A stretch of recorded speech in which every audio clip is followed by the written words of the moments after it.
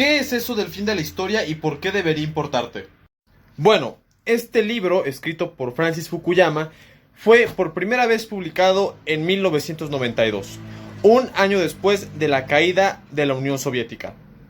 Esta idea del fin de la historia viene desde este libro, escrito hace más de 200 años, que son las lecciones sobre la historia de la filosofía de Friedrich Hegel.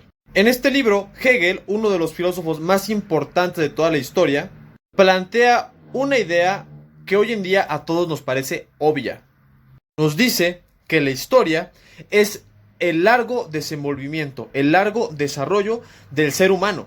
¿Y cuál es ese parámetro del desarrollo de la humanidad? La libertad. La libertad está en función de cómo nos reconocemos entre nosotros. En un inicio de la historia, presumiblemente, muy pocos eran libres, los líderes de las tribus, los reyes, etc. Pero algo cambia con la Revolución Francesa, con esa Declaración Universal de los Derechos del Hombre, que dice que todas las personas somos iguales, nacemos iguales y debemos ser iguales ante la ley. Los privilegios de la realeza quedan abolidos. Hegel, que escribe y dicta sus clases con las que se hace este libro, lo hace 20 años aproximadamente después de que comenzara la Revolución Francesa.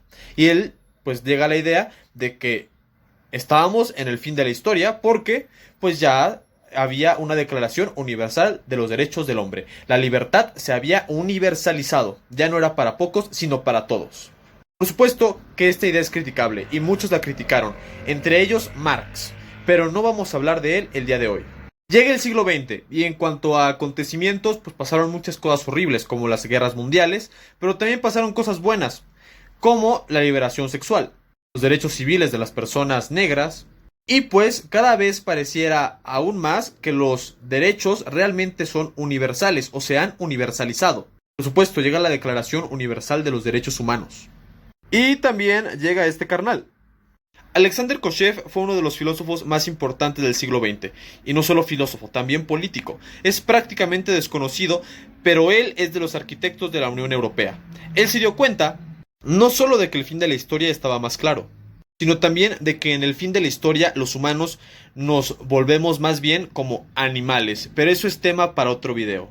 En fin, Koshev también dio clases, y le dio clases a un hombre que después le dio clases a Francis Fukuyama para que después escribiera su famosísimo libro El fin de la historia y el último hombre.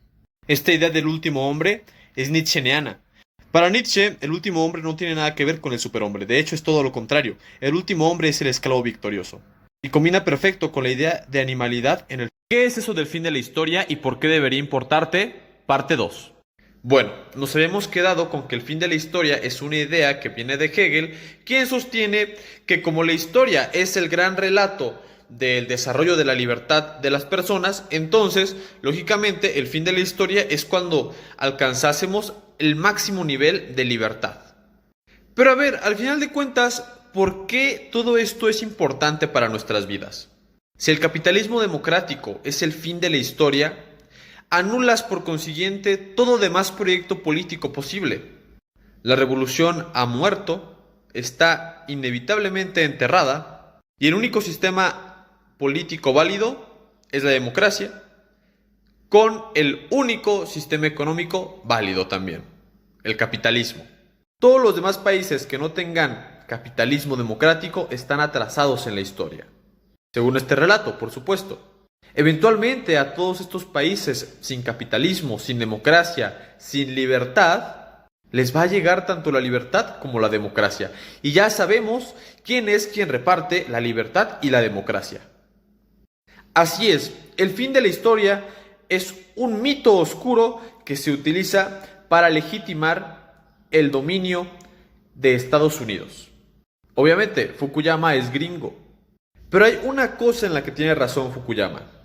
Cuando habla de que en el fin de la historia nos volveremos animales, bajo el capitalismo democrático, bajo la hegemonía de Estados Unidos, simplemente nos volveremos cada vez más bárbaros. Y es por esa razón que es necesario negar completamente esta idea del fin de la historia bajo el capitalismo democrático y la hegemonía estadounidense. La humanidad y su dignidad dependen de esto.